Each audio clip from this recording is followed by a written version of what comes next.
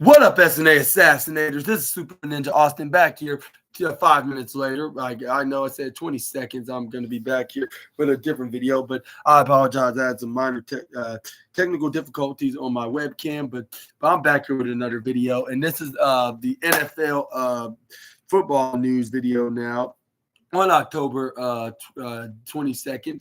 And yeah, this is the first time I'm doing it on a Tuesday, because normally I do this on Thursdays and Sundays. I haven't done this in a while, so I thought I might make a news video today since I don't have nothing else to do at the moment. And we're going to be talking about the latest, wildest, and intriguing football news stories and transfers that you Assassinators need to know from the Yahoo Sports article. Starting off with the NFL reportedly investigating the tackle that injured Chris Godwin, like for elements like of banned hip drop, yeah. And then we got some very I guess you can say controversial news like about the matter with the tackle that injured Tampa Bay Buccaneers wide receiver Chris Godwin on Monday Night Football game last night. And that was one of the games next to the Cardinals versus the Chargers. And it was the Tampa Bay Buccaneers versus the Baltimore Ravens, for those that are unaware. And I have multiple reasons why I did not made a review video on that, like due to the same inconvenient reasons, like why I did not make a Rampage video, a Collision video, and a Raw review video from the last few days. But yeah, I'm gonna be back making some review videos very, very soon.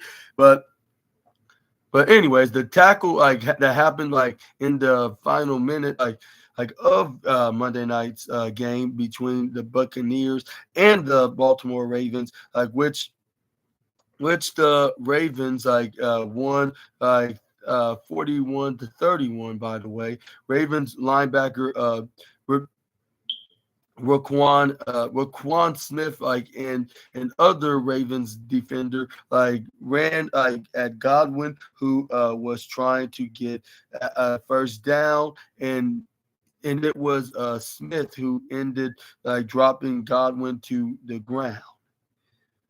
It was immediately obvious after the play that Godwin was in a lot of pain. He was eventually carted off and head coach Todd Bowles said after the game that Godwin likely had a dislocated ankle. He will reportedly have surgery this week and dismiss the rest of the reason. While the tackle was identified as a hip drop on the field, ESPN's Alex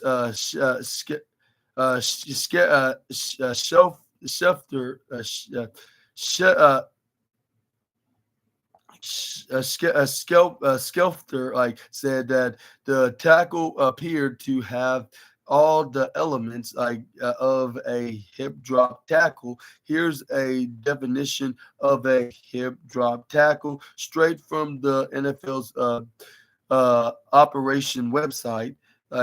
A hip drop tackle occurs when a defender wraps up a ball carried either carried and rotates swivels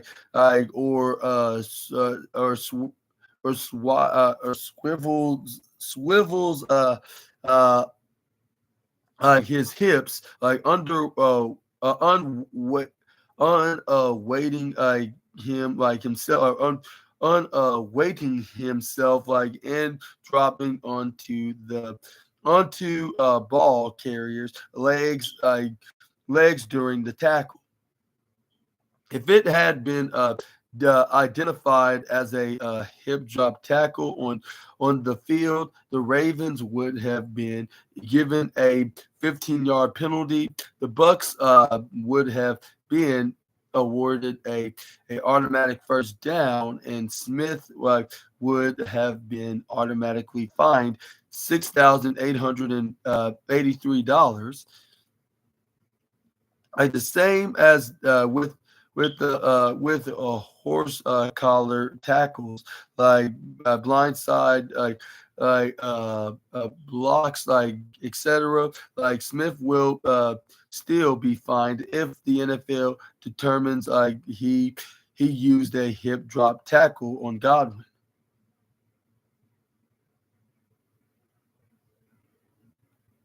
But what are your thoughts on to this? And do you think that the linebacker did purposely hit a hip drop tackle right onto Chris Godwin, would explain his dislocated ankle injury? Let me know down in the comment section right down below. But let's hope that there's justice been served, like either way, regardless. And if this was the case, like I don't understand what was wrong with that guy on the Baltimore Ravens. Like, couldn't he see that they were already struggling of behind? We were behind 10 points as it is. Like at the end of the game, I remember watching the game, but then I had access to the game, of course. Yeah, like for me to talk about what just went down, But yeah, I'm gonna tell you like that part. Like I remember watching the game with my family, like and that's what occurred. Like with this linebacker tackling Godwin, like and for no reason, like and there was no reason why he did tackle him the way he did, like but yeah, let me know down in the comments if you think it's gonna be in Godwin's favor. Let me know in the comments section right down below. And do you think that linebacker has to pay about over 16 grand? But yeah, let's move on to the next slide. We got NFL 2024 Week 8, how to watch every football game this season. It says the 2024 NFL season continues this week with matchup between the Miami Dolphins and the Arizona Cardinals, the New England Patriots and the New York Jets, the Cleveland Browns and the Baltimore Ravens, Philadelphia Eagles versus the Cincinnati Bengals, and the Chicago Bears taking on the Washington Commanders. And many more, of course, like the complete 18-week regular 2024 NFL season schedule is out now. Like, so if you still feel like you're playing catch up, like on where to watch, like stream games like this year, like you can look ahead to find out the best ways to best way for you to watch the 2024/2025 NFL season. Like this year, NFL games are airing across 10 channels, like and streaming platforms. Like if you're worried about the challenge, like of following your favorite team through the upcoming season, or daunted like by the price, like by the price tag like attached to NFL Sunday tickets, like Yahoo Sports like has you covered. Like here's your playbook, like for how to watch NFL games like this year's starting with Week 8. Like you could watch it on exclusive, watch it on the NFL Plus or Fubo TV or even YouTube TV. But this week on Week 8, like here's the full coverage. Like the channels of watching the weekly shows on watching the Sundays games. Like you can watch on ESPN, CBS, and Fox, and then watch the Sunday Night Football on NBC, Monday Night Football on ABC, the channels on TV, and also and then the streaming platforms for Thursday Night Football is going to be exclusively on Prime Video this Thursday on October 24th. The Minnesota Vikings will take on the Los Angeles Rams live at the SoFi Stadium. We also got the Baltimore Ravens taking on the Cleveland Browns at Cleveland Browns Stadium, 1 p.m. Eastern on CBS, while the Tennessee Titans will take on the Detroit Lions, like in the Ford Field, like on 1 p.m. Eastern on Fox, and then back to back, like we're going to be seeing the Arizona Cardinals taking on the Miami Dolphins at MetLife Stadium, and then we're like on Fox, while the New York Jets will take on the New England Patriots on at that Foxborough Stadium, like back to back on CBS after back to back with the Baltimore Ravens versus the Cleveland Browns game, and then we also got the Jacksonville Jaguars. Like, oh no, I'm talking about the Packers versus the Jaguars, also on Fox, while the Indianapolis Colts will take on the Houston Texans on CBS. And then 3 hours later, 4:05 p.m. Eastern, like the New Orleans Saints will take on the Los Angeles Chargers and SoFi Stadium on Fox, while the Buffalo Bills will take on the Seattle Seahawks,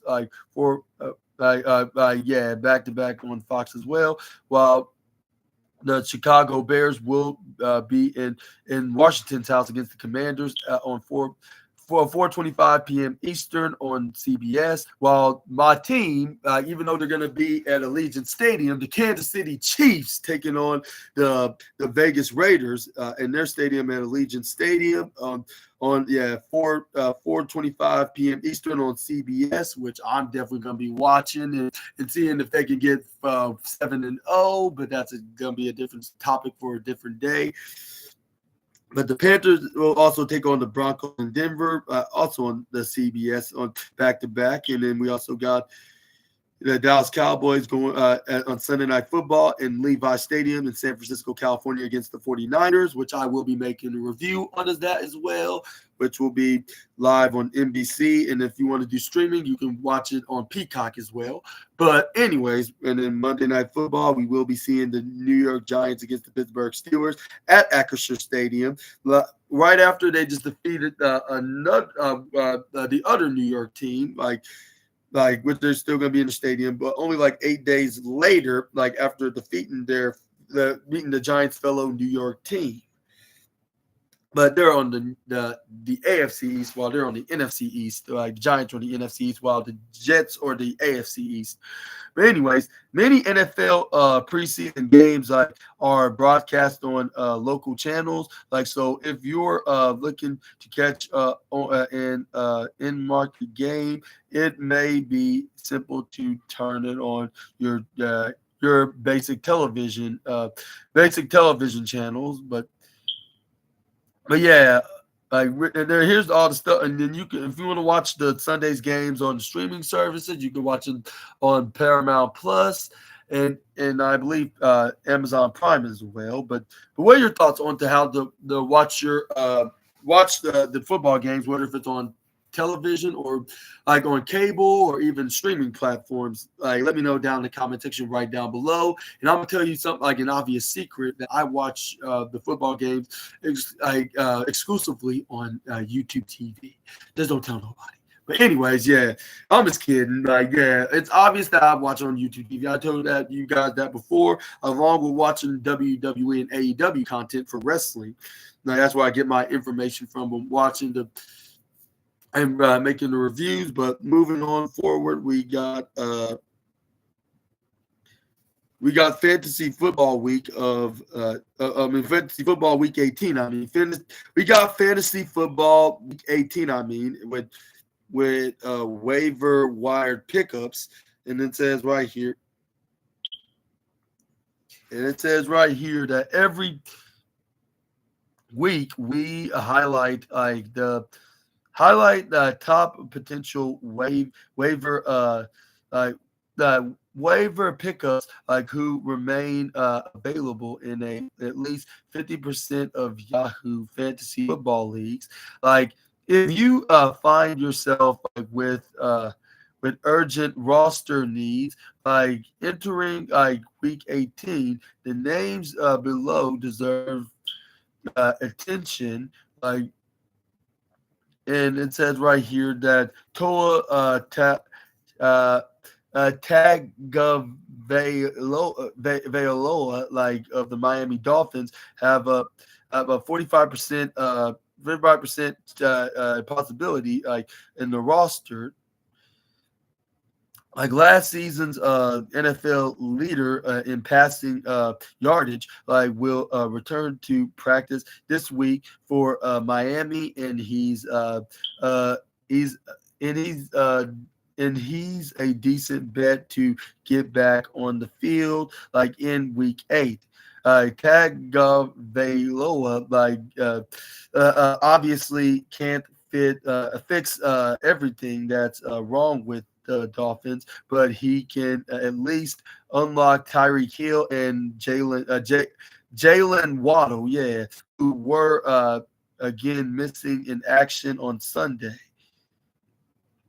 Toa averaged 274.0 passing yards like in passing yards in 2023, and there's no reason to think he can't match the production over the balance of the current season. Miami is heading into a matchup with Arizona, a user friendly pass like the defends coming off a short week. It's an excellent spot like for to go Tagovailoa like to get rolling again, like like is that another week, another multi touchdown game, for May, like he's passed for over 519 yards and 5 scores in his first 2 starts, like for New England, like adding like 56 yards on the ground, like the degree of a difficulty like certainly goes up like in week 8, like when the Pats host the Jets, like, but there are plenty of prime matches like like prime matches ahead, including games against the Rams, Colts, and Cardinals. But yeah, but May has definitely missed a few throws, like as rookies do. But his best moments have been like pretty special.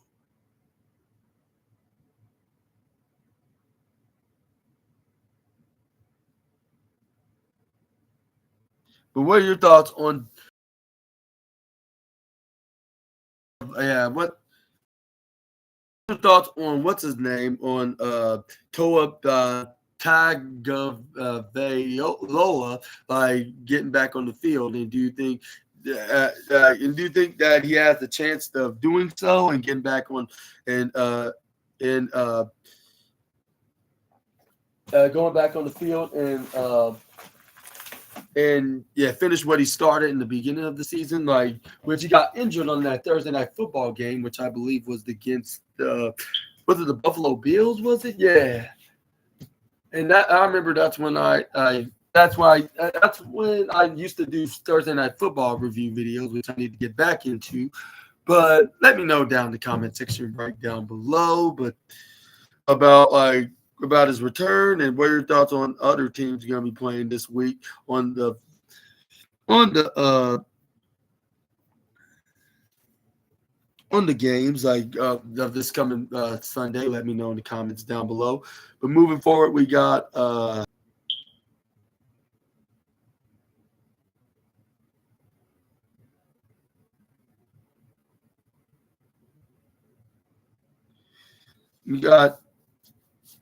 We got an NFL power rankings after week 7 of the Steelers just keep winning as usual under Mike Tomlin. And it says right here that for Mike Tomlin, like the easy decision, like and have Russell Wilson that went up to Russell Wilson, like and went well, like he went well, like while the Steelers set season highs like in yards, like and points against the allegedly talented the allegedly talented New York Jets defense.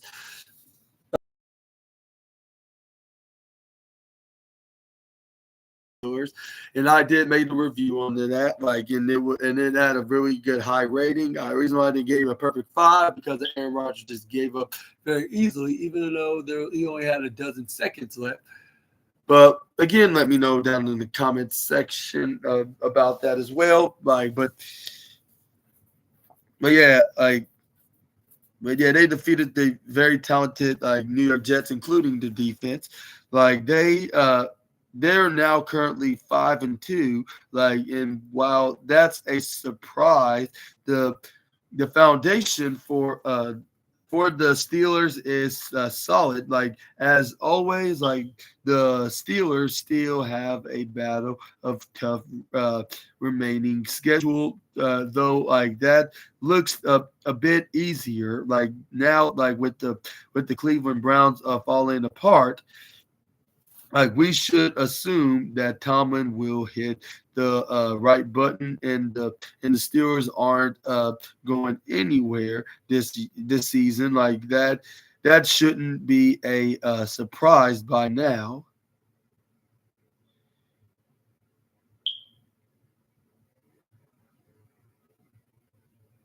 But what are your thoughts on the Pittsburgh Steelers' future? Like with the very successful leadership of the coach Mike Tomlin, like finding some different ways, like for plays that's gonna be working fully good onto the team's favor. Let me know about that in the comment section right down below. But moving forward, we got the Ravens, Bucks, Lamar Jackson's tosses like 5 touchdown passes. Baltimore reels like off like 34 straight points, like in 34 straight points in victory over the Tampa Bay Buccaneers. And it says right here, like through one quarter Monday night, like the Tampa Bay Buccaneers held their own and opened up like a 10-0 lead against the Baltimore Ravens. Like ultimately, as it has throughout the season, like Baltimore's offense proved inevitable. Like it says the Ravens closed the first half with a 17-0 run. Like they then they then opened the floodgates like after halftime, like to secure a 41-31 win in a Monday night showdown of division leading like teams that started the season 4-2. Like by the time Tampa Bay scored again in the fourth quarter, like Baltimore's had reeled off 34 unanswered points.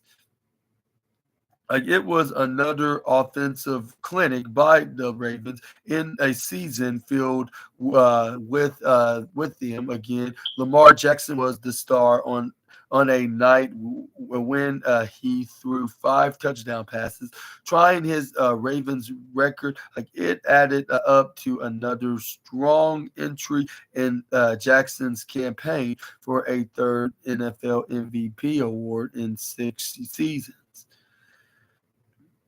Lamar Jackson tied his own Ravens record with 5 touchdown passes on Monday, and And it says Nathan Ray set back at the images, and Ravens unload after digging 10-0 hole, like after two sacks of Jackson derailed Baltimore's opening possession.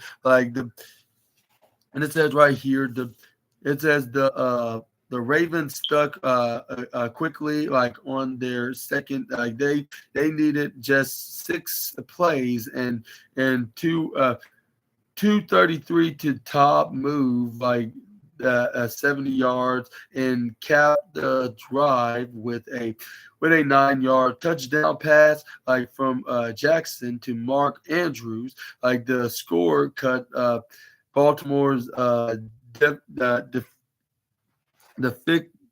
fix it to 10-7,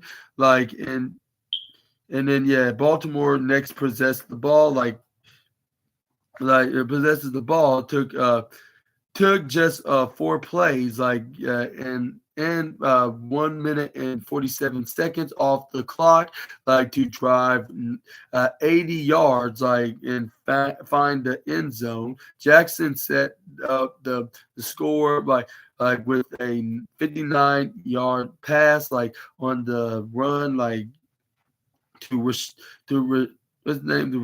Rashad Bateman after escaping the Tampa Bay passing rush in 2 plays and a penalty later Justice Hill ran the ball on a screen pass from Jackson for an 18-yard touchdown to give the Ravens 14-10 lead. And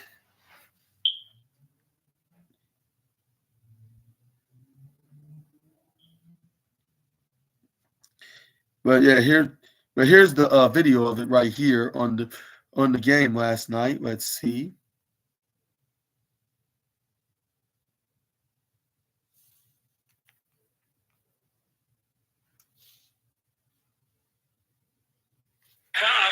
Properly, not a good call. Second and goal from back at the 18.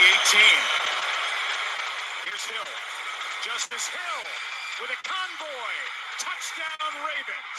No flags.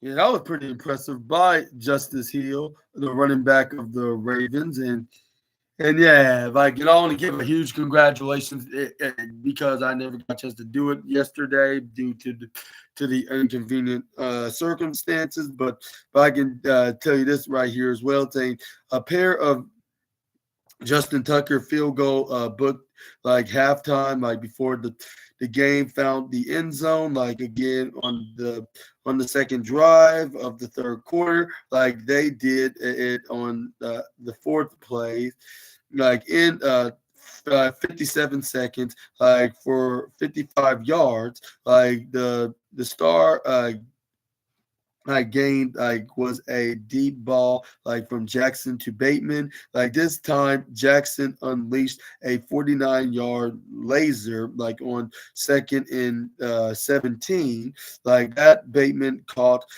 in stride after breaking the top off the Tampa Bay secondary. And it says right here the touchdown pass was Jackson's third of the night, and extended the Ravens lead to 27-10. And at this point, it says Baltimore had done its damage without much usage, with from Derrick Henry, the NFL's leader, in rushing yards, and rushing touchdowns carried the ball just 4 times for 23 yards before halftime. He was fresh for the second half, on the first play of before's next next possession, like Jackson handed off to Henry inside the Ravens like 10-yard line. Like Henry broke free to the left sideline and rumbled 81 yards like before being tackled at the Tampa Bay 11 line. At the Tampa Bay 11-yard line. Let me rephrase that. 4 plays later, like Jackson found Andrews like again, like for their second touchdown connection like of the night. Like the score ballooned Baltimore's lead to 34-10, and all but iced like the game like with 2 minutes and 53 seconds remaining. Like like it said, they said like in the line, like in the third quarter, like the stats like of stats at his drive in 5 plays like for 92 yards like in 2 minutes and 5 seconds. Like the Ravens weren't perfect down the stretch as they allowed the three Bucks touchdowns like in the final quarter. Like a Jackson fumble like set up like Tampa Bay's first touchdown like of the second half, like to cut Baltimore's lead like to 34-18 like early like in the fourth quarter. Like Baltimore like then found the end zone like again on the drive like that ended like with a Jackson passing touchdown to Derrick Henry. The Bucks like answered with another touchdown like another uh another after a successful like outside like kick offside onside kick. Yeah, a successful onside kick to cut the Ravens once like with a 24 point like 24 points lead to a 41-31. Baltimore recovered Tampa Bay's next onside kick like and didn't allow the Bucks to score again. Jackson finished the night completing 17 out of 22, like in passing for 281 yards with 5 touchdowns. Henry ran 15 times for 169 yards, and added a 13-yard touchdown catch. Like in Andrews, caught 4 passes, like for 41 yards and 2 scores. Like Bateman tallied like 4 catches for 121 yards and a touchdown. Like the Ravens posted 508 yards and of total overall offense. And averaged 9.4 yards per play. Baker Mayfield completed 31 out of 45 passes for 370 yards with 3 touchdowns in leading Tampa Bay's comeback effort, but two first half interceptions helped spark the Baltimore run.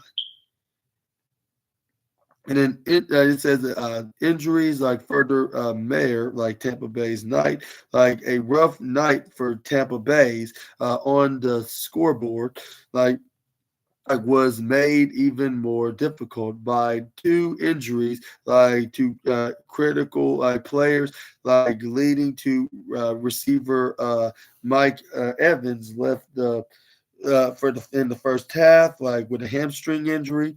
Like then, with less than a minute remaining, Tampa Bay's number 2 receiver, Chris Godwin, sustained what head coach Todd Bowles indicated it was indicated was a dislocated ankle. And what is up with the top two best receivers getting injured during the matchup between against the Baltimore Ravens? Like it seems like I don't know what was up with that. Like in the beginning, we had Mike Evans suffered the hamstring, while